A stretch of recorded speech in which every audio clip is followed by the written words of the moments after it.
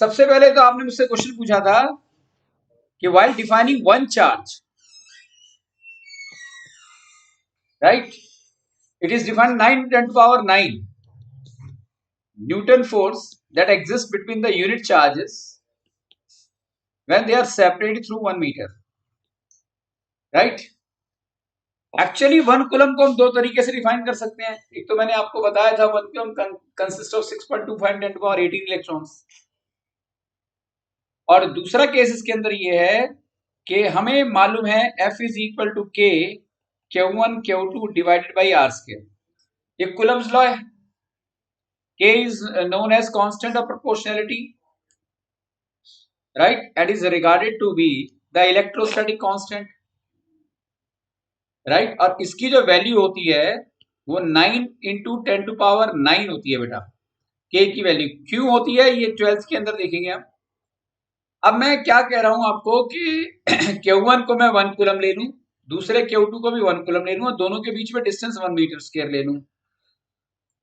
तो ये दोनों चार्जेस के बीच में चाहे ये सेम नेचर के हैं या है चाहे अपोजिट नेचर के हैं, they will themselves experience a force of 9 into 10 to power 9 Newton.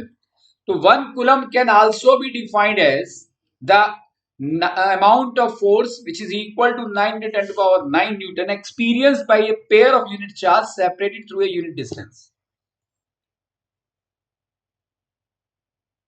Did you get it or not? तो सर फिर जरूरी नहीं है कि उनका जो मतलब उनका जो साइन है वो सेम हो पर उनका मैग्नीट्यूड सेम होगा. हाँ, मैग्नीट्यूड सेम होगा. वो बात अलग है कि नेचर में वो अट्रैक्टिव फोर्स भी हो सकती है और रिपल्सिव फोर्स भी हो सकती है, राइट. ये के की वैल्यू को लैब में निकाला गया बेटा ऐसा. Okay sir. सर एक और डाउट था. हाँ. जब उसमें मतलब बुक में इलेक्ट्रिक पोटेंशियल समझाते हैं तो वो लिखते हैं कि the electric potential at the point in an electric field is defined as the work done in moving a unit positive charge from infinity to that point. Sir वो positive charge क्यों है, वो नेगेटिव चार्ज क्यों नहीं, मतलब electric बहुत ही अच्छा question है ना. एक्चुअली बेटा. जब इलेक्ट्रिक पोटेंशियल की डेफिनेशन को समझा गया था तब तक इलेक्ट्रॉन की इतनी ढंग से डिस्कवरी हुई नहीं थी. लोगों को तो चार्ज के बारे में 1100 साल पहले ही पता लग गया था. लेकिन जो इलेक्ट्रॉन है, प्रोटॉन है, न्यूट्रॉन है, इनकी डिस्कवरी तो अभी लेटेस्ट ही हुई है. न्यूट्रॉन तो 1932 में पता लगा है और 1984 से लेकर 1996 के बीच में प्रोटॉन और इलेक्ट्रॉन की खोज हुई थी. और ये जो डेफिनेशन है ये तो वैसे ही 300-400 साल पुरानी है. इसीलिए वो जो डेफिनेशन नॉमिनेट की गई ना पॉजिटिव चार्ज बोलकर, वही आज तक चली आ रही है और कोई रीजन नहीं है. तो सर मतलब असली में तो वो मतलब इलेक्ट्रॉन की बात हो रही है यहाँ पे. हाँ, बिल्कुल सही बात है. ओके. देखो मैं आपको समझाता हूँ, बेस्ट वे से समझाता हूँ. जो आप कह रहे हो उसे हम ऐसे डिफाइन करते हैं. Electric potential difference, let's understand it.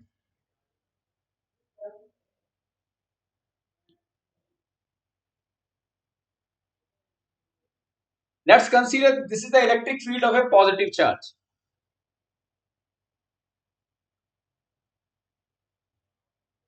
Right? And let's consider a test positive charge Q0 is available at infinity. It is available at infinity. Now the question arises, infinity means what? Infinity means this. Okay, there definitely be an existence of atom at the tip of this pen. And atoms are also available at the other extremity of the pen. For us, the distance between them is certain few centimeters. But just think about the size in terms of the size of the atom. The electron which is required to move from this point to this point, isn't it? Is a very, very, very large of distance. And now we need to bring this electron from infinite distance to this point. Obviously, we need to apply the force and let the charge now about to enter into it. The moment it enters into the electric field of this given charge, it has to experience a force of repulsion, being positively charged. So it's not possible for this charge to come and stay at this point, the point of my interest. मैं चाहता हूँ ये charge यहाँ आ जाए, तो मुझे क्या करना होगा, रिपल्सिव फोर्स के अगेंस्ट एक अप्लाइड फोर्स भी लगानी होगी, और जब तक उसका अमाउंट सेम होगा चार्ज कॉर्नर पर रहेगा इलेक्ट्रिक फील्ड के। जैसे ही हमारी अप्लाइड फोर्स रिपल्सिव फोर्स से ज्यादा हो जाएगी तो इस पर्टिकुलर चार्ज को मैं यहां ला सकता हूं या यहां भी ला सकता हूं जहां मेरा मन करे। तो electric potential eight A point in the electrostatic field of the charge is defined as the amount of work done in bringing a unit positive charge from infinity to that point. Good evening, beta.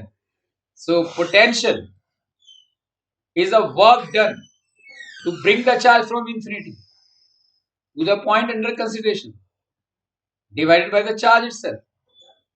बताया था ना मैंने, potential is work upon charge. So the entire concept of electricity का creator ये formula है, can be regarded as the father of electricity. Sir तो इसमें force of repulsion जो आपने कहा कि कॉर्नर पे होगी इसलिए वो अंदर नहीं आ पाएगा, तो वो तो तब होगी ना कि दोनों पॉजिटिव पॉजिटिव है, दोनों नेगेटिव नेगेटिव है, जो इन्फिनिटी से आ रहा है वो भी और जो बीच में है वो भी नहीं। ये इसकी जो फोर्स है वो इसके ऊपर लगेगी कि ये बाहर जाए, तो ये अंदर एंटर ही नहीं कर सकता। एंटर करने के लिए हमारी रिपल्सिव फोर्स जो है इक्वल इन मैग्नीट्यूड, हमारी applied force equal in magnitude acting in opposite direction होनी चाहिए, तभी ये पॉसिबल होगा कि ये चार्ज इसकी पेरिफेरी पे आके सस्टेन करे। और अगर हम उसको बढ़ा देंगे तो there is every possibility that this charge enters into the electric field. पर अगर वो ऑपोजिट चार्जेस हैं तो क्यों वो उसको रिपल्शन से हटाएगा? नहीं, लाइक चार्जेस की बात कर रहा हूं, सॉरी मैं। तो सिर्फ पॉजिटिव चार्जेस अगर मतलब अनलाइक चार्जेस हैं तो फिर वो बिना फोर्स लगाए भी अंदर आ सकते हैं, वो तो ऑब्वियसली राइट। तो यहाँ पॉजिटिव है यहाँ नेगेटिव है, तो इलेक्ट्रॉन्स अपने आप चलेंगे, तब भी अपने आप नहीं चलेंगे, तब भी हमें बैटरी देनी पड़ेगी, वो फोर्स करेगी electrons, right. Transfer of electrons, electron density को ट्रांसफर करने के लिए सोर्स की जरूरत है नहीं, वही बैटरी है। क्लियर हो गया है नहीं?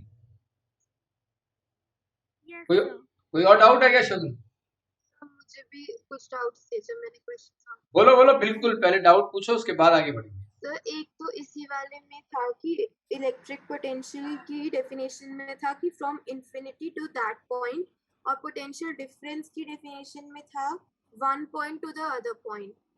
अब पोटेंशियल डिफरेंस भी बताता हूँ, पता मैं क्यों नहीं बता रहा था आपको, ये अभी बताता हूँ, प्रैक्टिकली प्रूव कर दूंगा। Actually don't want to confuse you, मेरी आप पुरानी वीडियो सेशन देखना, मैंने उसमें सारी डिटेल ऑलरेडी बता रखी है, तुम लोगों को इसलिए नहीं बताई क्योंकि इलेक्ट्रिक फील्ड इंटेंसिटी जो है, अभी मैं यहां क्लियर कर रहा हूं। देखो ये चार्ज है, मैं चाहता हूं चार्ज इस पॉइंट पर आ जाए, आ गया। अब मैं चाहता हूं ये इस पॉइंट पर भी जाए, तो यहां से यहां मैं ट्रांसफर कर रहा हूं चार्ज। तो इलेक्ट्रिक पोटेंशियल, यहां पर जो पोटेंशियल होगा उसका नाम है VA, यहां जो वर्क डन करना होगा वो है VB। Electric potential difference between two points in the electrostatic field of the charge is defined as the amount of work done in transferring charge from one point to another point against the electrostatic force of the field, against the electrostatic force of the field। ये charge की जो field होगी वो इस charge को यहां से यहां लेकर आने में प्रॉब्लम क्रिएट करेगी। तो यहां पर जैसी अगर चार्ज हो तो चाहेगी बाहर चला जाएगा, सेम नेचर है। लेकिन वो फिर भी हम अपनी मर्जी से यहाँ लेकर आ रहे हैं। तो we are doing what, we are doing the work against किसके, against the force exerted by the electric field of this charge. अब बात ये उठती है, क्या क्लियर हुआ या नहीं? हाँ बिल्कुल सही कहा, प्रेशर ऑफ द फोर्स। अब आपको ये सोचना चाहिए, किसी के दिमाग में बात आई नहीं कि ये जो चार्ज है इसकी इलेक्ट्रिक फील्ड है, तो क्या इस चार्ज की जो यहाँ बाहर से आप लेकर आ रहे हो, यहाँ रख रहे हो, उसकी अपनी इलेक्ट्रिक फील्ड नहीं होगी? वो भी तो चार्ज है।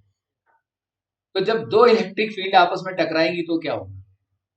वो आज तक नहीं पता लगा कि क्या। तो ये अंदर वाली चार्ज को ए और बी पे मूव किया था ना?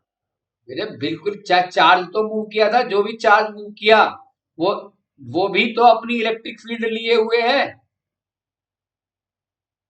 इस चार्ज की तो इलेक्ट्रिक फील्ड है ही, जो चार्ज अंदर आ गया उसकी भी तो इलेक्ट्रिक फील्ड है, वो भी तो चाहेगा इस चार्ज को दूर करना। सर आपने बोला था कि हम ये जो प्लस क्यू अंदर चार्ज है उसको हमने ए पे मूव किया, फिर अब हम उसको बी पे मूव करना चाहते हैं, तो सर ये तो अंदर वाला ही चार्ज ए और बी पे मूव हो रहा है, तो बाहर से थोड़ी ना आया। बेटे आया तो वो बाहर से ही है, असल में तो एक एटम के इलेक्ट्रॉन थोड़ी ना ट्रांसफर होकर इलेक्ट्रिसिटी क्रिएट करेंगे।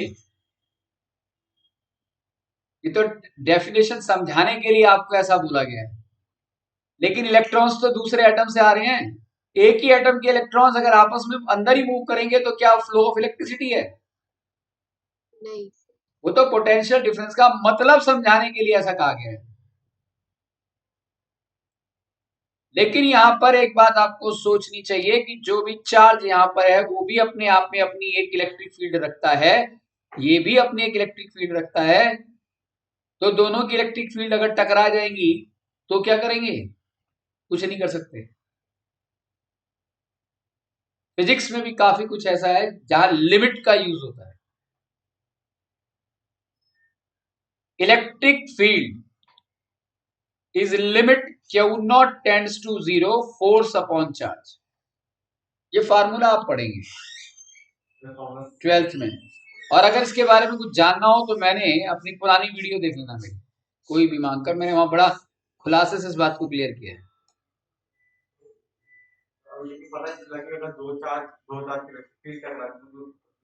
लिमिट फर्क तो पड़ता है ना, लेकिन ये जो लिमिट का कॉन्सेप्ट है वो ये कहता है कि हमने टेस्ट चार्ज जिसको हम दूर से लेकर आ रहे हैं उसकी इलेक्ट्रिक फील्ड को नेग्लेक्ट कर दिया,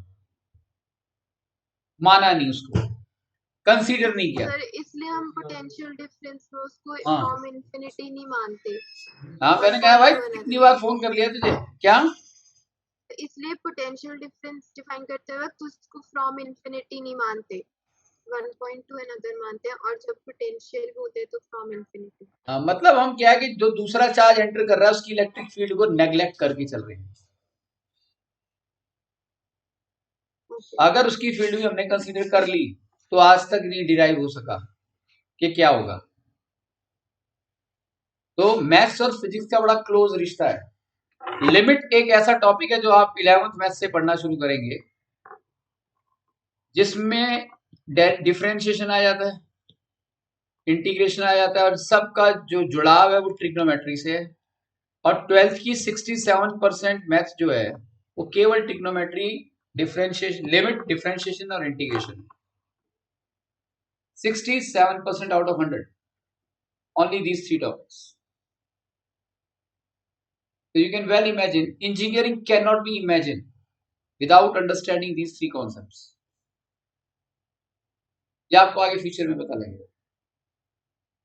आगे चलें। सर और डाउट्स थे? हाँ बिल्कुल बोलो। Sir why should the resistance of an ammeter be very small and a voltmeter be very large? बहुत अच्छा क्वेश्चन है, ये मैंने अभी बताया ही नहीं है इसका कॉन्सेप्ट, अभी मुझे बताना है, ठीक है ना? लखमीर से अभी नहीं बताऊंगा, अभी जब मैं जो सीरीज पैरेलल के आज कॉम्बिनेशन के कॉन्सेप्ट को क्लियर करने के बाद जो सर्किट डायग्राम में हम उसे यूज करेंगे, वहां एमीटर के थ्रू हम करंट को सर्किट में जब निकालेंगे वोल्ट मीटर को, वहां बताऊंगा, बेहतर समझ में आएगा। सर एक और क्वेश्चन है, draw a circuit diagram to show how 3 bulbs can be lit from a battery so that the 2 bulbs are controlled by the same switch while the third bulb has its own switch. तो ये बना नहीं मुझसे। ये आज की class है।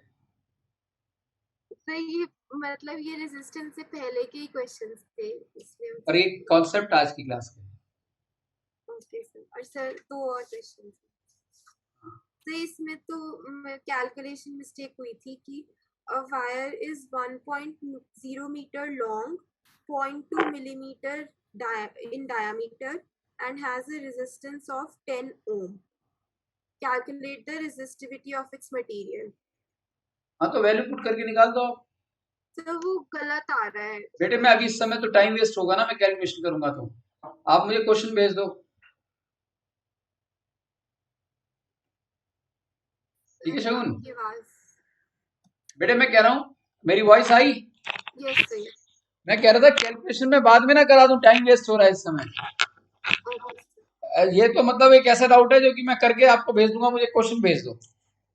देखो कई क्वेश्चन ऐसे हैं, आप जैसे मुझसे पूछते रहते हो व्हाट्सएप पर, ऐसे पूछ लिया करो, तो ये क्या कि हमारा फ्लो जो है मेंटेन रहेगा, क्योंकि आज का टॉपिक बहुत इंपॉर्टेंट है, अगर हो जाए तो थोड़ा हम आगे। और कोई डाउट वैसे फिलहाल आगे चलो? वो जो आपका न्यूमेरिकल का डाउट है वो कैलकुलेशन मिस्टेक है, वो मैं करके दे दूंगा आपको। दिव्यांशु आपका कोई doubt? So the next is the topic which is regarded to be combination of resistances. जो आपने बेटा जी अभी क्वेश्चन पूछा है वो आज आप अपने आप ही आंसर दे दोगे उसका।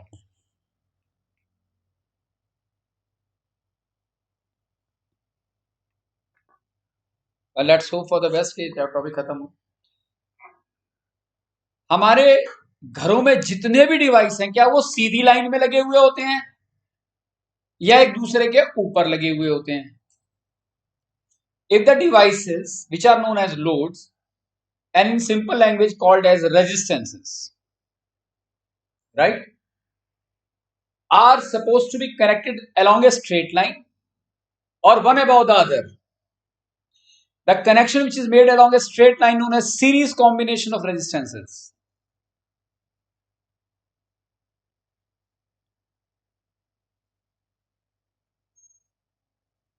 Combination of resistances and one above the other is known as parallel combination of resistances. So let's understand this concept कि भाई अगर हमने मान लिया 3 बल्ब हैं, तीनों बल्ब को एक साथ सीधी लाइन में लगा दिया,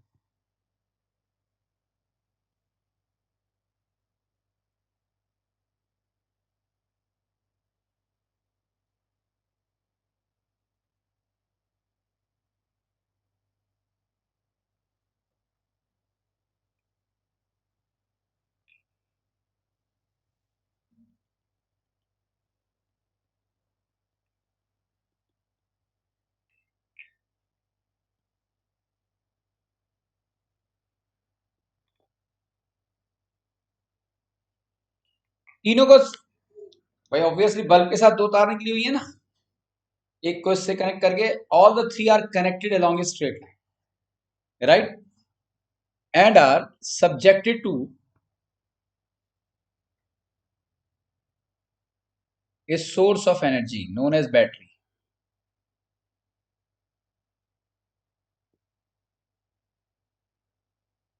Bulb 1, bulb 2, bulb 3. Positive and negative, this is switch. When the switch is closed, क्या होगा? अगर हमने सीधी लाइन में लगा दिया तो क्या होगा? याद रखना 2 साइलेंट फीचर है। When the devices, loads or even the resistances, तीनों का मतलब एक ही बात है, are connected along a same straight line known as series combination, right, with the help of connecting wire across the battery.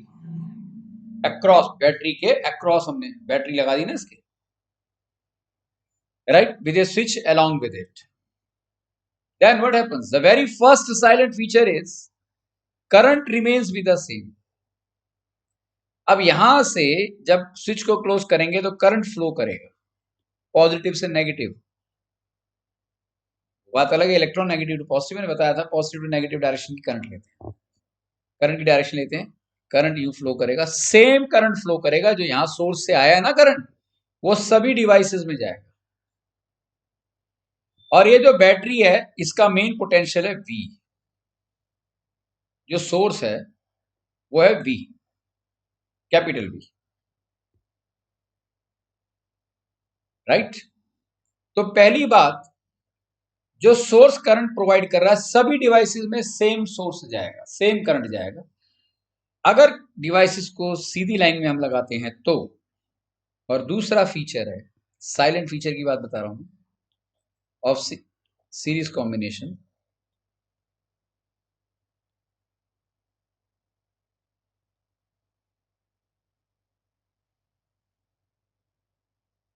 second is potential gets divided amongst various resistances और loads. ये दो मोटी बातें हैं इसके अंदर, बस बात खत्म होगी। सेम करंट जाएगा,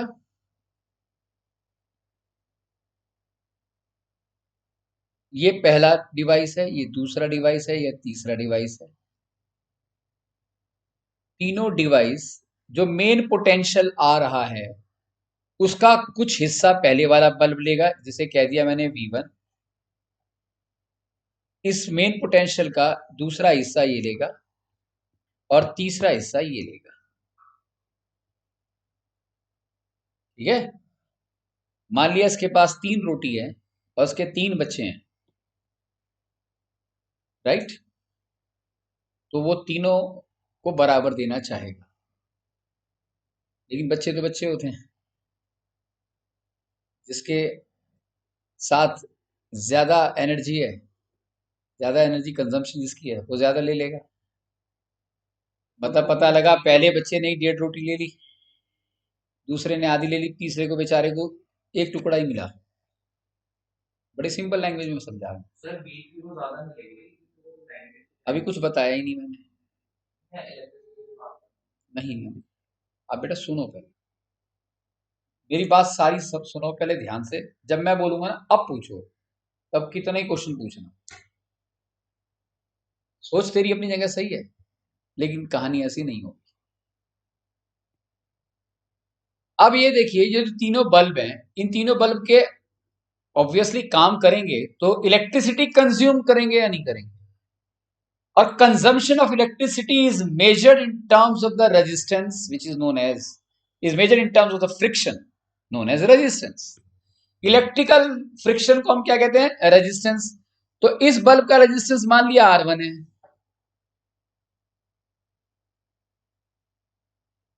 इसका R2 है, इसका R3 है। तीनों रेजिस्टेंसेस सेम भी हो सकते हैं, तीनों रेजिस्टेंसेस अलग अलग भी हो सकते हैं, राइट। हमने ओम्स लॉ में पढ़ा है V इक्वल टू IR। तो जो पहला बल्ब होगा, मैं यहां लिख रहा हूं बेटा जी, पहला बल्ब जो होगा वो जो पोटेंशियल लेगा वो उसके रेजिस्टेंस पर निर्भर करता है, और जो सप्लाई से करंट आ रहा है उस पर निर्भर करता है। क्या ये बात क्लियर है? जो दूसरा बल्ब होगा उसको भी एनर्जी तो सेम मिल रही है। भाई मदर जो है वो तो यही चाहेंगी ना कि सारे बच्चों को बराबर डिस्ट्रीब्यूशन हो, लेकिन इसका रेजिस्टेंस कुछ और है। तीसरे को भी एनर्जी तो सेम मिल रही है, लेकिन उसका रेजिस्टेंस अलग है। अब मैं आपसे क्वेश्चन पूछता हूं, तीनों बल्बों को काम करने के लिए क्या पोटेंशियल की जरूरत है या नहीं? है या नहीं? V1 is the potential used by the first bulb out of total V. V2 is the potential used by the second and V3 is the potential used by the third. Right तीनों bulb अगर energy लेंगे तो main source से ही लेंगे. Main source की energy का potential का कुछ हिस्सा पहला वाला ले लेगा, कुछ दूसरा ले लेगा, कुछ तीसरा ले लेगा. तीनों मेरा क्वेश्चन ये है क्या V1 V2 V3 तीनों को समान मिलेगा? राइट समान मिलेगा या नहीं मिलेगा? समान नहीं मिलेगा क्योंकि तीनों की अपनी अपनी एक रेजिस्टेंस वैल्यू है. राइट एनर्जी तो तीनों को सेम जा रही है but the depending the potential the energy requirement of the three bulbs actually depends upon the resistance too, and hence the energy consumption, the potential consumption by the first one so as to operate, so as to do its own work, whether bulb AC etc कुछ भी, right, is regarded to be potential drop. V1 को हम engineering language में कहेंगे potential drop. Drop का मतलब क्या हुआ भाई कुछ हिस्सा ले लिया इसने. V2 is another potential, V3 is another potential, V1 V2 V3. ये जो V1 V2 V3 है ये आ तो मेन V से ही रहे हैं. करंट तो सेम है सभी डिवाइसेस में लेकिन टोटल सप्लाई से कुछ कुछ हिस्सा ही तीनों ले पा रहे हैं. Are you getting my point? Right अब मान लिया ये जो पोटेंशियल प्रैक्टिकल देखते हैं इसे 220 वोल्ट जो हमारे घरों में टाटा पावर प्रोवाइड कर रहे हैं. राइट ये लाइव वायर न्यूट्रल वायर वगैरह हमारे घर में 220 वोल्ट आ रही है और हर डिवाइस मान लिया एसी है या बल्ब है कुछ भी है लेकिन सभी डिवाइस पर एक बात मैन्युफैक्चरर लिख के देता है भाई पोटेंशियल कितना देना है 220. ये बल्ब 220 वोल्ट का है पे काम करेगा, ये भी 220 वोल्ट पे काम करेगा, ये भी 220. वो मैन्युफैक्चरर ये कहना चाहता है भाई 220 वोल्ट दोगे तो फिलामेंट खराब नहीं होगा, जो आपने पैसे लगा के चीज खरीदी है वो कई साल चलेगी. राइट लेकिन ये 220 वोल्ट डिस्ट्रीब्यूट हो गया या नहीं हो गया? जो इसको एनर्जी मिलनी चाहिए वो तो मिल ही नहीं रही. तीन और देखो एक को नहीं तीनों के साथ अन्याय हो रहा है. तीनों में से किसी को भी सेम एनर्जी नहीं मिल रही. किसी को कुछ किसी को कुछ किसी को कुछ मिल रही है. तो तीनों बल्ब ग्लो करेंगे, डिम ग्लो करेंगे. जब तक झेल सकते हैं कम एनर्जी को झेलेंगे और एक सिचुएशन आ जाएगी चाहे 1 दिन 2 दिन 3 दिन ज्यादा से ज्यादा बल्ब फ्यूज हो जाएगा. चलो बल्ब तो सस्ती सी चीज है. राइट अगर एसी हो फ्रिज हो और मोटर हो और तीनों को एक साथ लगा दो और तीनों को 220 वोल्ट चाहिए तो होगा क्या? पता लगा 1,00,000-1.5 लाख का नुकसान हो गया. तीनों परमानेंटली डैमेज. एसी का कंप्रेसर चला गया, मोटर की वायरिंग बर्स्ट हो गई, ठीक है ना, फ्रिज का कंप्रेसर भी चला गया. क्यों? क्योंकि तीनों को जो एनर्जी चाहिए थी वो तो दी नहीं. तो सीरीज कॉम्बिनेशन का सबसे बड़ा खतरा क्या है कि जो भी डिवाइस है वो 220 वोल्ट पर पूरी इंडिया में काम करता है एट द डोमेस्टिक लेवल और एट द इंडस्ट्रियल लेवल पर. तो उस केस के अंदर हम अगर इनको सीधी लाइन में लगाते हैं तो तीनों को किसी भी तरीके से किसी भी कारण से सेम एनर्जी नहीं मिल रही. और अगर सेम एनर्जी नहीं मिल रही तो there is every possibility of having a permanent damage to the device connected in this way. अब मैथमेटिकल देखते हैं कुछ. टोटल पोटेंशियल मतलब total current and R total R equivalent मतलब total resistance of the circuit. इस पूरे circuit का जो रेजिस्टेंस होगा उसको हम कहते हैं कैपिटल आर और मैथमेटिकली रिप्रेजेंट करते हैं आर ई क्यू से। इक्विवेलेंट क्या का मतलब होता है? Almost same of the total resistance of the circuit. V1 क्या होगा? टोटल रेजिस्टेंस का क्या मतलब? भाई ये वायर का रेजिस्टेंस, बल्बों का रेजिस्टेंस, सर मतलब सारी चीजों को मिला के जो रेजिस्टेंस। सबका रेजिस्टेंस। ये बैटरी का भी रेजिस्टेंस होता है, पता है? इसे कहते हैं internal resistance of the cell और बैटरी, जो 12th की करंट इलेक्ट्रिसिटी में अपने आप में बहुत बड़ा वास्ट टॉपिक है। आप कह रहे थे 220 वोल्ट का हमारे घर में सप्लाई आता है करंट का, तो डिवाइड कैसे मतलब सारे मैंने समझाया ही नहीं। वही तो समझा रहा हूं मैं। अभी आपसे क्या कह रहा था? सब और मैंने भी बोला नहीं कि पूछो, तो तुमने क्यों पूछ लिया? भाई मुझे पता है क्या डाउट आएगा, अपने आप डिसॉल्व हो जाएगा। पेशेंसली सुनोगे ज्यादा अच्छा समझ आएगा। फ्लो मोमेंटम नहीं टूटता इससे। क्या ये बात कहाँ था मैं? वेयर आई वाज, हाँ ठीक है। तो तीनों डिवाइसेस का अपना अपना रेजिस्टेंस है। सप्लाई तो तीनों को सेम मिल रही है, लेकिन रेजिस्टेंस अलग अलग है। तो तीनों के अंदर the potential gets, the main potential gets divided amongst all the three devices. अब एक काम करते हैं, आई आर इक्विवेलेंट, और यहां पर अगर आप देखें मैथमेटिकली आई कॉमन आ गया।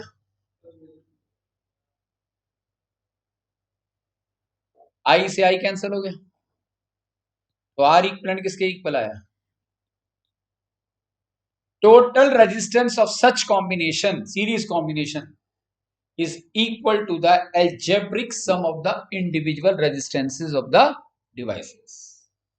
जब कभी भी रेजिस्टेंसेस को सीधी लाइन में यानी कि सीरीज में लगाएंगे, तो पूरे सर्किट का जो रेजिस्टेंस होगा वो sum of the resistances of every device होगा। ये एक बहुत इंपॉर्टेंट आउटकम निकल कर आया है इस कॉन्सेप्ट का, राइट? पहला फीचर क्या था? करंट सेम होगा, मेन पोटेंशियल सबके साथ न्याय करने की कोशिश करेगा। दूसरा, पोटेंशियल डिवाइड हो जाएगा डिवाइसेस में। और तीसरा, टोटल रेजिस्टेंस जो है सर्किट का ड्रास्टिकली इंक्रीज हो जाएगा। टोटल सर्किट का रेजिस्टेंस बढ़ गया है नहीं एकदम। भाई मान के चलो इसका 1 ओम है, इसका भी 1 ओम है, इसका भी 1 ओम है।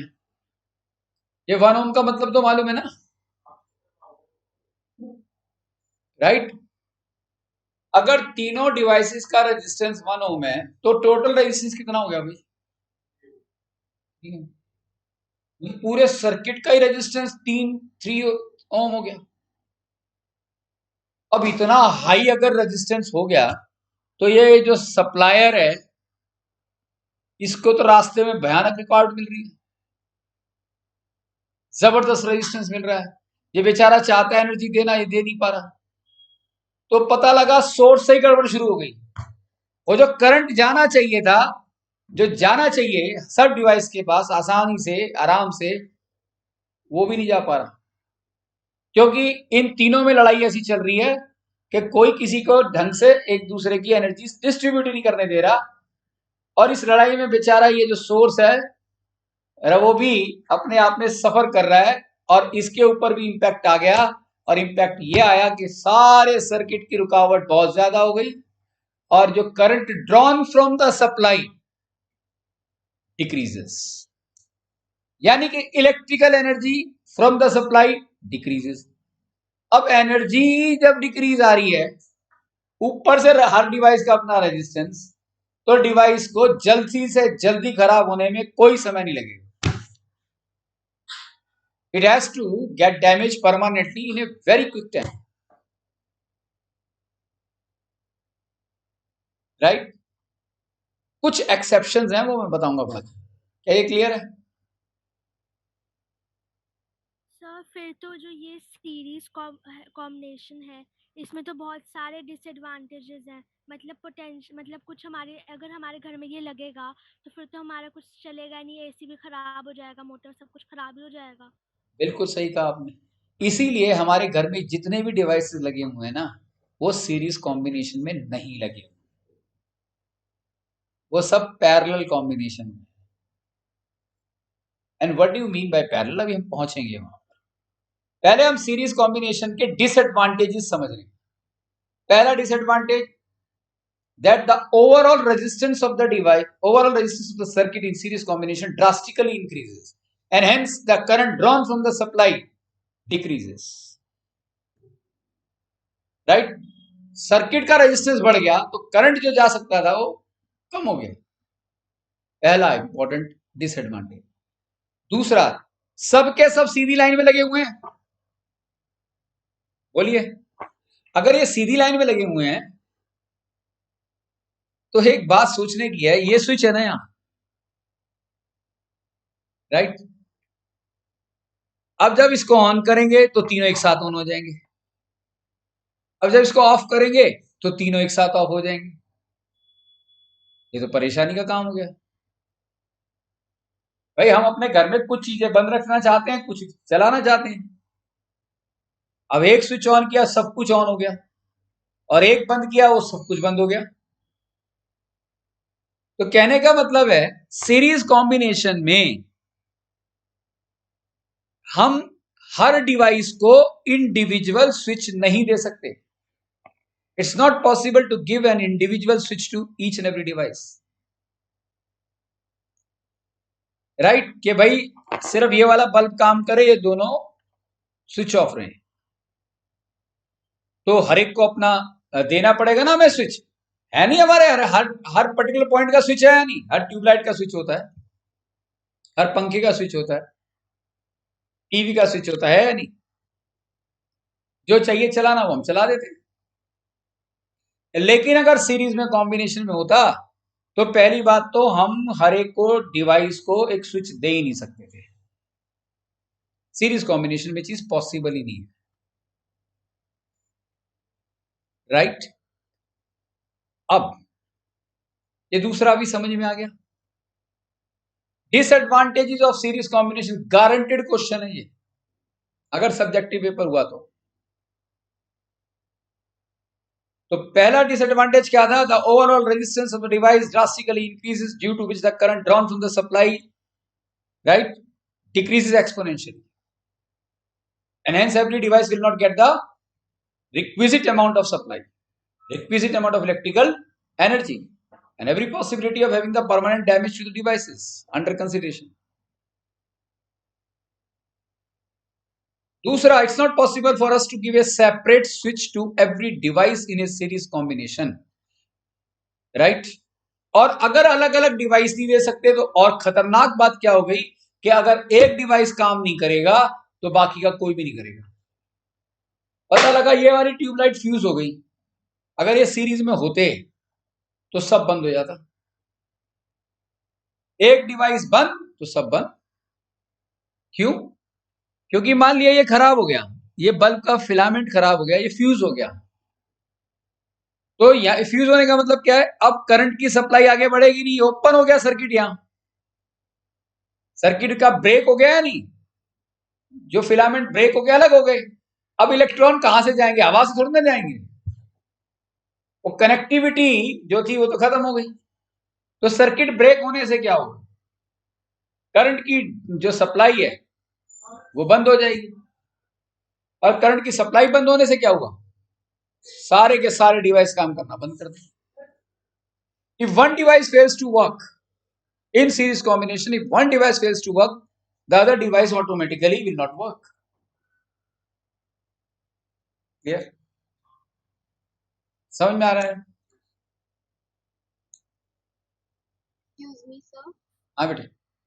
सर जब करंट डिक्रीज हो जाता है, हमने कहा क्योंकि रेजिस्टेंस बहुत बढ़ जाती है, तो फिर जो इसका 22 वोल्ट था बैटरी का वो तो उतना ही रहेगा ना, उससे जो करंट बैटरी का तो 220 वोल्ट रहेगा, लेकिन मान के चलो ये जो पोटेंशियल है ये करंट क्लियर कर रहा है, क्रिएट कर रहा है, मान लिया 1 एम्पियर का फॉर एग्जाम्पल, तो ये वाला 1 ओम है,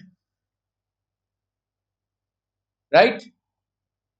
हम इसको 12 ओम ले लेते हैं, इसको 10 ओम ले लेते हैं, R1 12 ओम,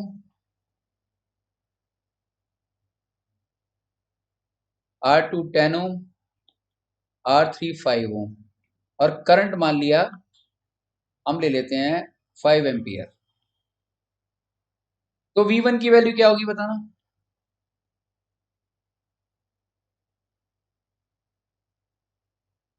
60 वोल्ट। 60, yes, V2 की क्या होगी? 50, V3 की क्या होगी? 25,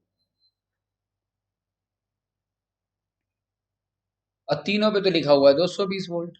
मिल कितनी सर रही है? वो थर्ड वाला 5 ओम है या 25? थर्ड वाला 5 है R3, ना, 25 होगा, वही तो लिखा है मैंने 25। तो सर नहीं, रेजिस्टेंस 25 है या रेजिस्टेंस 5 5 ओम है ना, ओके, इसलिए 5 इंटू 5 25। तो तीनों को एनर्जी तो चाहिए 220 वोल्ट। बिल कितनी रही है? 60, 50, 25। तो क्या ये काम करेंगे? No sir. ढंग से काम नहीं करेंगे। सर तो मतलब ये जो 5 एम्पियर है ये कम करंट बनाना, फिर ये बात ये जो 5 एम्पियर है ये टोटल करंट है, सर्किट का टोटल करंट। ये है वो 5 एम्पियर, दिस इज 5 एम्पियर। और टोटल करंट कैसे आता है भाई? ये है ना total potential, V equal to I R, R equivalent. तो आई क्या होगा? Total potential divided by total resistance. और टोटल रेजिस्टेंस क्या होगा? 3R। तो करंट क्या हो गया? V upon 3R। और current inversely proportional to 3R होगा। कितना ज्यादा रेजिस्टेंस, तो 1/3 करंट, तो करंट कितना कम हो गया? 1/3। तो जो एनर्जी कम हो गई, ऊपर से एनर्जी कम होते ही आप पोटेंशियल ड्रॉप ऑलरेडी कम है, काम खत्म। सर तो वो और कम हो जाएगा फिर तो। सारा सर्किट ही खराब है, ये कॉम्बिनेशन ही गलत है। डिड यू गेट इट और not? So this is known as the concept of series combination of connecting the devices. अगर हम डिवाइसेस को सीधी लाइन में लगाते हैं तो दो फीचर सामने आते हैं। पोटेंशियल करंट सबको सेम जाता है लेकिन पोटेंशियल डिवाइड हो जाता है। और इसके कारण हमको ये मैथमेटिकली पता लगा कि टोटल रेजिस्टेंस जो है is equal to sum of the algebraic sum of the individual resistances। तो तीनों फीचर क्लियर हो गए। ये तीन फीचर थे। अब पूछो सीरीज से रिलेटेड कोई क्वेश्चन पूछना है? हैं?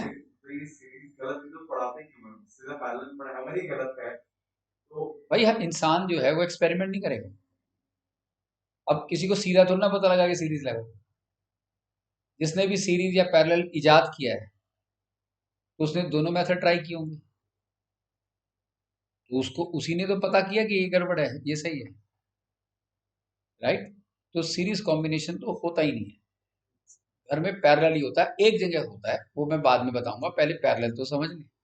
हाँ, सर सीरीज कहीं पे भी यूज नहीं सकता ना, फिर घर के अलावा भी कहीं अगर होता है, एक जगह यूज होता है, मैं कह रहा हूँ वो थोड़ी देर बाद बताऊंगा। पहले पैरेलल तो कर लें एक बार। तो जैसे अब आई जो होता है मतलब जो करंट होता है वो सेम होता है, तो मतलब हर एक डिवाइस को सेम करंट मिल रहा क्योंकि है। भाई बैटरी तो वही है ना, जो बैटरी एनर्जी दे सकती है अपनी काबिलियत के अनुसार वो देगी। तो वो इक्वली डिवाइड होगी तीनों में। करंट इक्वली नहीं, सेम ही करंट जाएगा, एनर्जी सबको सेम जाएगी। भाई पेरेंट्स के लिए तो सभी बच्चे बराबर हैं, वो पार्शियलिटी नहीं करेंगे, वो अपनी चीज इक्वली डिस्ट्रीब्यूट करना चाहेंगे। लेकिन बच्चों में गड़बड़ है, रेजिस्टेंस है। तो जो एनर्जी वो दे सकते थे किसी ने भी नहीं ली। ये नहीं कि किसी एक ने ले ली, किसी ने भी नहीं ली। तो ये तरीका ही गलत है। तो ये जो कल्चर है अपने बच्चों में नहीं देना चाहिए। क्या कल्चर देना चाहिए वो दिखा रहा हूं। क्लियर? अब देखिए,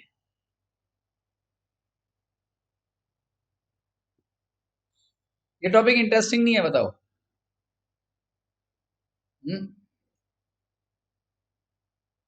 अब उन्हीं तीन बल्बों को इस लेवल से देखो ना, हमारे घर में ये जो कनेक्टिविटी हो रही है कैसे चल रही है। हमारे घरों में टाटा पावर बिल भेजता है तो किस आधार पे भेजता है, सब पता होना चाहिए। अगर आप रेस्पॉन्सिबल हो अपने परिवार में, रेस्पॉन्सिबल बच्चे का पता लगता है कि घर में किसी कमरे में लाइट चल रही है, वो ऑन ही है तो ऑन ही चल रही है, तो उसे बंद ही नहीं करके राजी।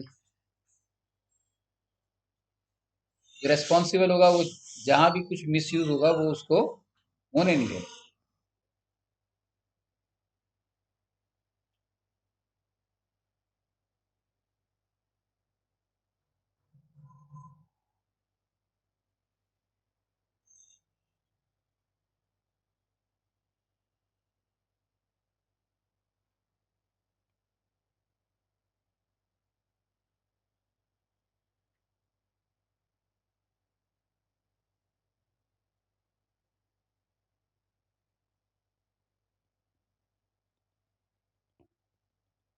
एक दूसरे के ऊपर कनेक्ट कर दिया हमने डिवाइसेस को, राइट। बैटरी वही है, तीनों के रेजिस्टेंसेस भी अपने अपने हैं, सेम भी हो सकते हैं, अलग भी हो सकते हैं। So when the devices are connected one above the other and finally being connected across the main supplier battery, such kind of combination is known as parallel combination.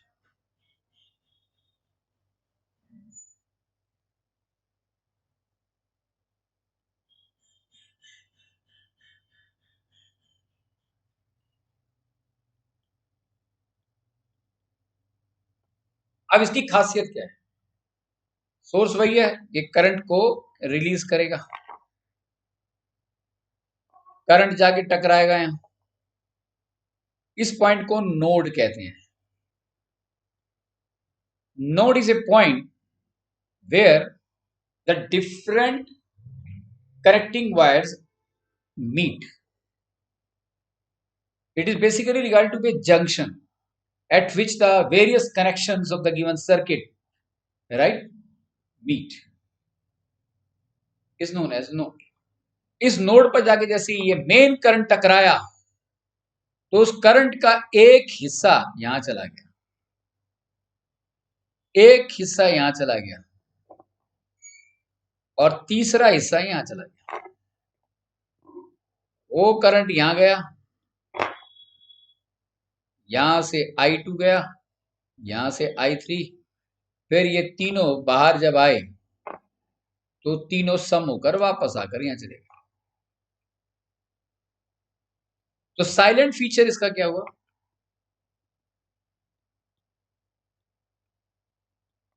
Current gets divided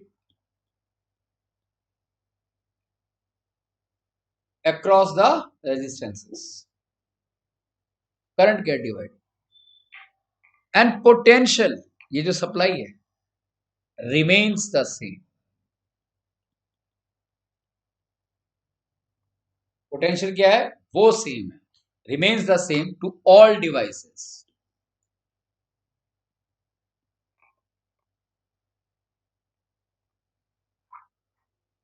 right. तो अगर मैं यहां ये कहना चाहता हूं कि जब डिवाइसेस को एक दूसरे के ऊपर हम कनेक्ट करते हैं तो सप्लायर से निकलने वाली जो इलेक्ट्रिकल एनर्जी है वो तीनों डिवाइसेस में यानी कि करंट डिवाइड हो जाता है। पहले वाले को जो करंट मिलेगा वो डिपेंड करता है पहले वाले के रेजिस्टेंस पर, दूसरे वाले को जो मिलेगा वो उसके रेजिस्टेंस पे डिपेंड करता है। जो रिश्ता इस तरीके से हम रिप्रेजेंट करते हैं इनवर्सली प्रोपोर्शनल, राइट। और 220 वोल्ट अगर ये है और मैन्युफैक्चरर ने लिखा है इसको भी 220 वोल्ट ही मिलेगा, इसको भी 220 वोल्ट ही मिलेगा, इसको भी 220 वोल्ट मिलेगा। अब कोई लड़ाई झगड़ा नहीं है, तीनों को समान एनर्जी मिल रही है जो मिलनी चाहिए। इसे थोड़ा प्रैक्टिकली ऐसे समझिए आप, मान लिया ये दोनों बल्ब को हटा दिया मैंने यहां से, first second and third, let us remove second and third bulb, हटा दिया, भूल जाओगे यहां ये दो बल्ब हैं, तो ये सीधा कनेक्शन आकर अक्रॉस फर्स्ट बल्ब के हो गया या नहीं हो गया? तो यानी कि फर्स्ट बल्ब काम कर रहा है, नहीं हो जाए बेशक ये दोनों नीचे, क्या फर्क पड़ता है? कहने का मतलब अगर इस सेकंड बल्ब फ्यूज हो जाए, अगर है और फ्यूज हो गया तो क्या फर्क पड़ता है? सर्किट तो कंप्लीट है, यूं जाएगा करंट और करंट का एक हिस्सा इसमें जाएगा और वो यहां से बाहर आ जाएगा, ये डिवाइस तो काम करेगा। और पता लगा कि ये डिवाइस ठीक है, ये वाला खराब हो गया, तो करंट इसमें नहीं जाएगा, सीधा ही करंट इसमें जाएगा। इसे जितनी इलेक्ट्रिकल एनर्जी करंट चाहिए ये मेन सप्लायर दे देगा। और अगर ये काम नहीं कर रहा तो ये काम करेगा, ये दोनों काम नहीं कर रहे तो ये काम करेगा। कहने का मतलब ये है कि interdependency of working right amongst the devices right is not there. All the devices are independent in terms of their respective task. सब अपने अपने लेवल पर अपना काम कर सकते हैं, एक दूसरे के ऊपर निर्भर नहीं है। तो पहला सबसे इंपॉर्टेंट जो इसका फीचर है, जो मैंने आपको बताया कि potential remains be the same across the devices, सभी डिवाइस, 300 लगा दो, 3000 लगा दो, 30,000 लगा दो, सभी डिवाइसेस को पोटेंशियल तो सेम मिलेगा राइट लेकिन करंट डिस्ट्रीब्यूट हो जाएगा। Main electrical energy depending upon the resistance of all the three right gets divided. और करंट क्या होता है बेटा, फॉर्मूला क्या होता है करंट का? V by R. तो टोटल करंट क्या होगा? V divided by R equivalent right. इसके थ्रू जो करंट आएगा वो क्या होगा? V divided by total resistance. I1 क्या होगा? V divided by R1। मैंने बताया ना भाई, I1 कैसे निकालेंगे? V divided by R1,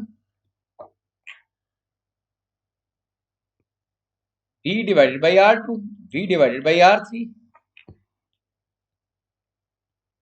V common आ गया,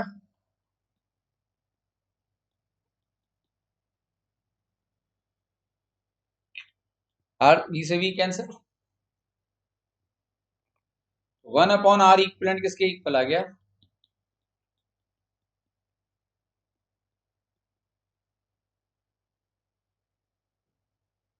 एग्रीड। तो जब कभी पैरेलल कॉम्बिनेशन करते हैं तो टोटल रेजिस्टेंस अगर हमें निकालना तो हम क्या कहेंगे? The reciprocal of the total resistance of all the resistances connected in the parallel configuration or are available in the parallel combination is always be equal to the algebraic sum of the reciprocal of individual resistances। कहने का मतलब है कि मान लिया यहां पर ये 1 ओम है, ये भी 1 ओम है, ये भी 1 ओम है, तो टोटल रेजिस्टेंस निकालें। Total resistance is what? 1 upon 1, 1 upon 1, 1 upon 1 यानी कि 3। 1 अपॉन 1 इज 1, तो 1 by R equivalent is equal to 3। तो आर इक्विवेलेंट क्रॉस मल्टीप्लाई कर दो,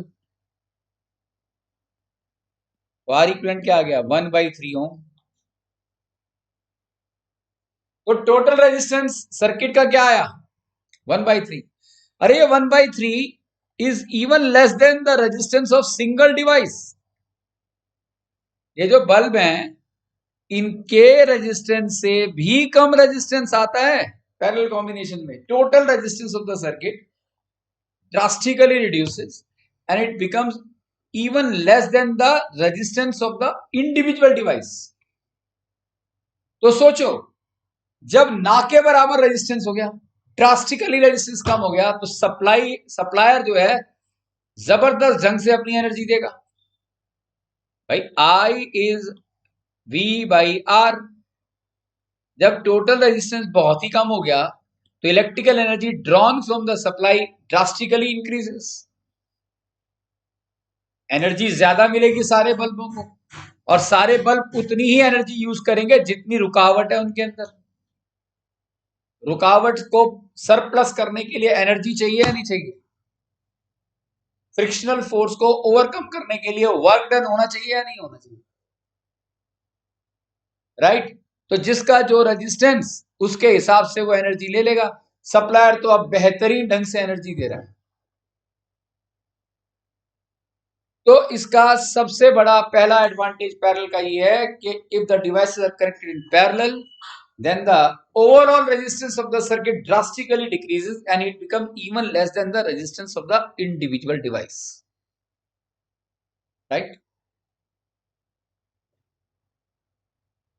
And hence the current drawn from the supply increases. Resistance come, current drawn from the supply required for the various devices increases. Second point, if one device fails to work, other will work. भाई एक fuse हो जाओ कोई फर्क नहीं पड़ता, बाकी ये काम करेंगे। ये ट्यूबलाइट खराब हो जाए कोई फर्क नहीं पड़ता, बाकी की ट्यूबलाइट काम करेंगे। राइट? क्यों? क्योंकि कनेक्शन कैसे बनाया गया है? Parallel combination. कनेक्शन पैरेलल में सभी को 220 वोल्ट चाहिए, तो इस कमरे के अंदर ही 5-6 ट्यूबलाइट है, एसी है और 10 चीजें सब काम कर रही है या नहीं कर रही? सबको 220 वोल्ट चाहिए क्योंकि सब पैरेलल में कनेक्टेड है। If one device fails to work, the other will definitely work. ये second important advantage. But it's very much possible to give a separate switch to every device. भाई इस डिवाइस को ये दे दिया मैंने स्विच, यहाँ ये दे दिया स्विच, यहाँ ये दे दिया स्विच। हर डिवाइस के सीरीज में सीधी लाइन में हमने एक स्विच दे दिया, इसको ऑन ऑफ करेंगे तो काम करेगा ये। हम चाहते हैं कि ये दोनों काम ना करें, ये करे, तो हम इसको स्विच ऑन कर देंगे, बाकी को स्विच ऑफ कर देंगे। It's possible to give a separate switch to all the devices connected in parallel combination. Right? So what I think so is very much clear to everything जो मैंने भी आपको समझाया यहाँ पर। तो कहने का मतलब क्या हुआ कि एग्जाम में क्वेश्चन आएगा एक्सप्लेन और right advantages of parallel combination over series combination. Theory का 99% श्योर क्वेश्चन है कि सीरीज का क्या इंपॉर्टेंस है as compare to parallel.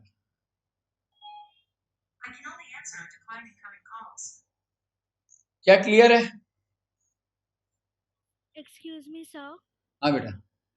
Sir इसमें जो वो है, मतलब इसमें पोटेंशियल सेम क्यों रहता है? मुझे ये नहीं समझ में आया। पोटेंशियल इसलिए सेम है, कनेक्शन को दिया ही आपने ऐसे है कि मान के चलो ना कि ये दो बल्ब आपने कनेक्ट हटा दिए, तो अब देखो ये कनेक्शन बन गया नहीं, तो ये एक सिंगल बल्ब काम कर रहा है। अब घर में हमें एक दो चीजें थोड़ी ना यूज करनी होती हैं, घर में तो हमारे थाउजेंड्स ऑफ डिवाइसेस लगे हुए होते हैं, और सप्लायर तो एक ही है, टाटा पावर तो 2 ही तारे घर में भेज रहा है, एक लाइव वायर एक न्यूट्रल वायर। लाइव वायर का पोटेंशियल 220 वोल्ट, न्यूट्रल का 0 वोल्ट, पोटेंशियल डिफरेंस आ गया 220 वोल्ट। अब हर एक को थोड़ा ना 220 वोल्ट के साथ कनेक्ट कर सकते हैं, अलग अलग सीरीज में। तो पैरेलल कॉम्बिनेशन एक ऐसी सुविधा है जिसमें हम हर डिवाइस को 220 वोल्ट दे पा रहे हैं। क्या बेटा जी समझ में आई ये बात? सर जैसे जो सीरीज कॉम्बिनेशन था उसमें तो पोटेंशियल डिवाइड हो जाता था। हाँ, क्योंकि होगा ही वो डिवाइड। तो करंट जो सेम करंट जब जाएगा तो हर एक डिवाइस अपने आप में अलग अलग पोटेंशियल लेगा, लेकिन यहां पर सेम करंट थोड़ी ना जा रहा है। जो मेन करंट है वो डिस्ट्रीब्यूट हो गया depending upon the resistance of all the three.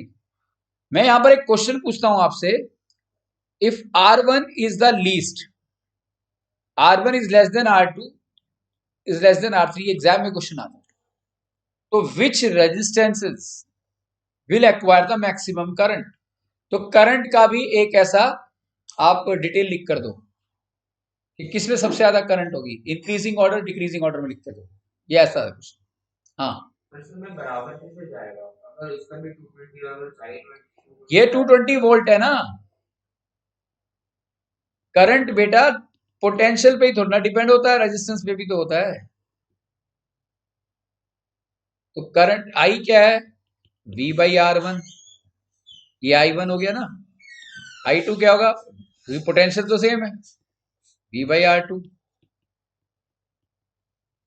V/R3। Clear है? तो सर वो सब में 220 डिवाइड हो जाएगा। 220 तो सभी को मिलेगा, लेकिन उस 220 में से जिसको जितना रेजिस्टेंस है उसके मुताबिक वो अपनी एनर्जी ले लेगा,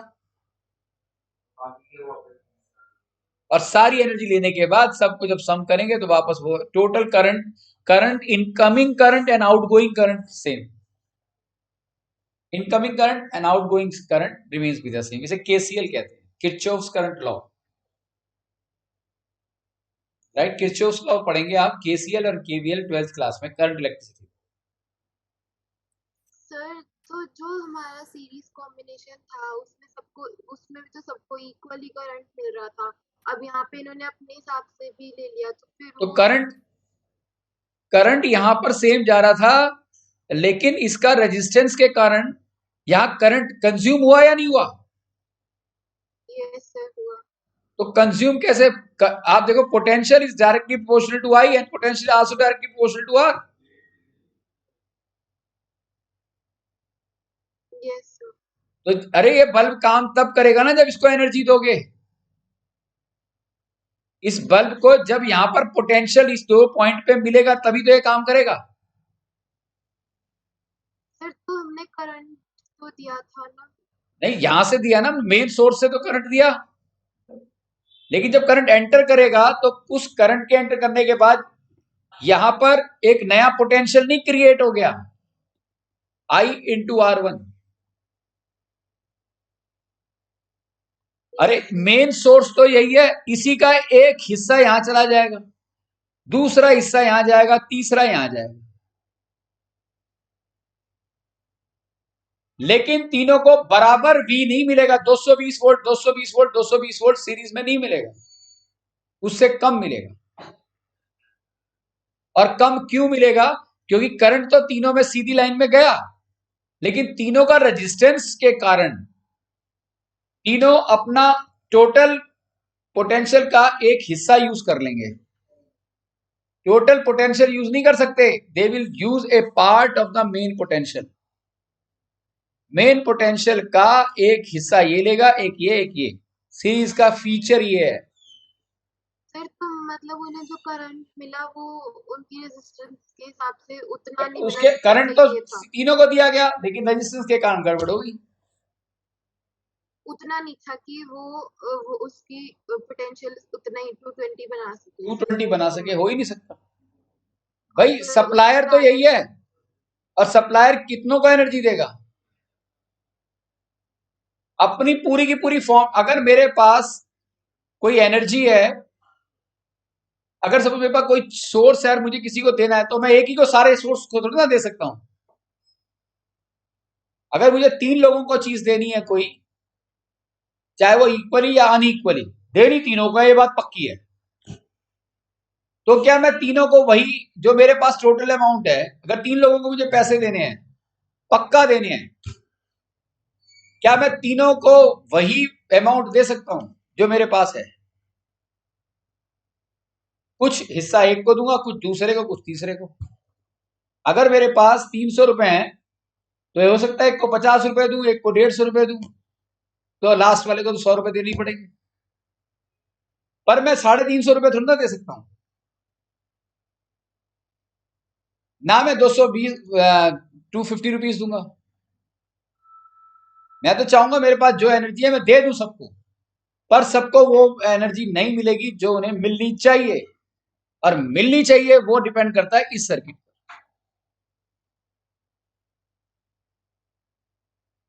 क्योंकि यहां पर क्या हुआ कि जो मेन पेरेंट पोटेंशियल है वो सबके साथ जुड़ा हुआ है, डायरेक्ट कनेक्शन है।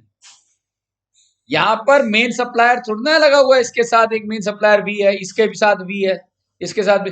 अब इतनी सारी ट्यूबलाइट है, जो लाइव वायर और न्यूट्रल वायर आ रही है, इस वक्त ट्यूबलाइट के साथ भी कनेक्ट हो जाए, उसके साथ भी हो जाए, उसके साथ भी हो जाए, क्या पॉसिबल है?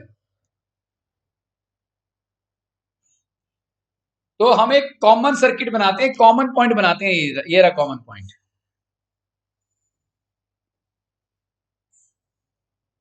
ये कॉमन पॉइंट्स हैं, इसके ऊपर नीचे डिवाइस लगा देते हैं, तो 220 वोल्ट सभी को मिल रहा है। तो लाइव वायर न्यूट्रल वायर घर में आ रही है, लेकिन सभी डिवाइसेस को एक पर्टिकुलर पॉइंट से पॉजिटिव नेगेटिव से जोड़ दिया जाता है एक दूसरे के ऊपर। सर्किट का कॉन्फ़िगरेशन ऐसे किया जाता है।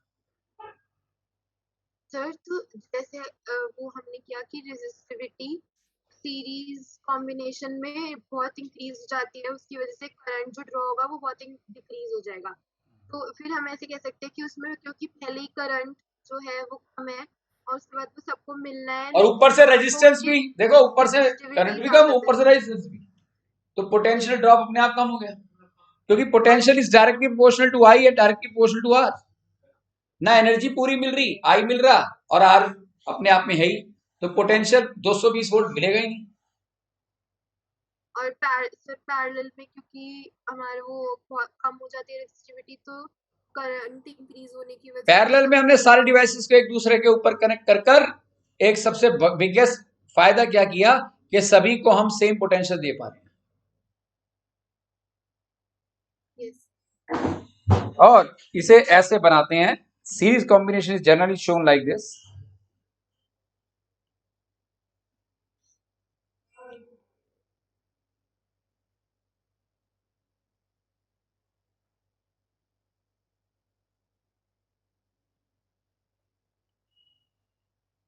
And parallel combination is shown like this.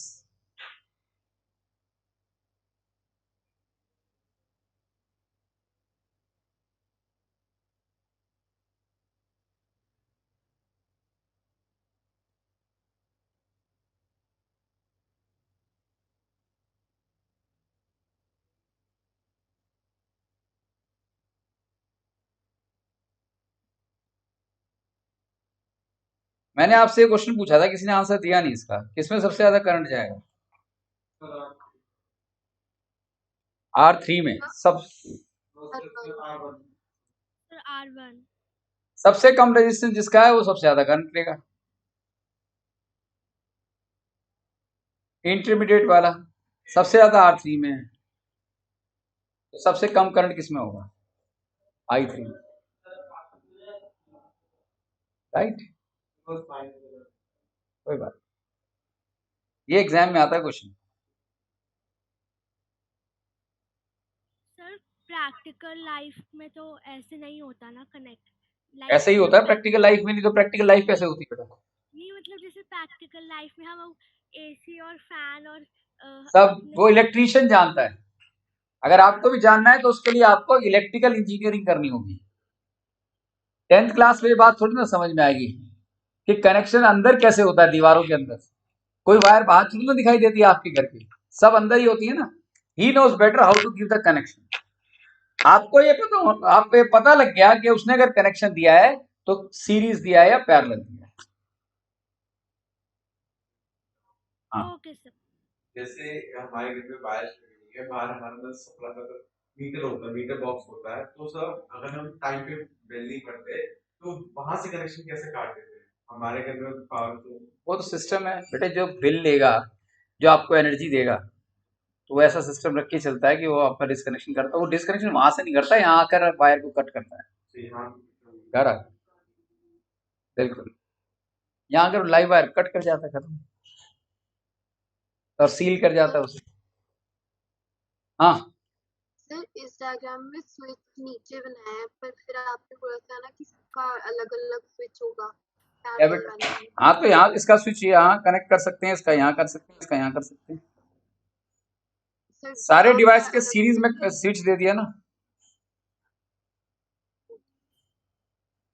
अब सभी डिवाइसेस में, अब अगली क्लास में मैं आपको बताऊंगा एमीटर और वोल्ट मीटर की कनेक्टिविटी कैसे होती है और इसके पर न्यूमेरिकल्स।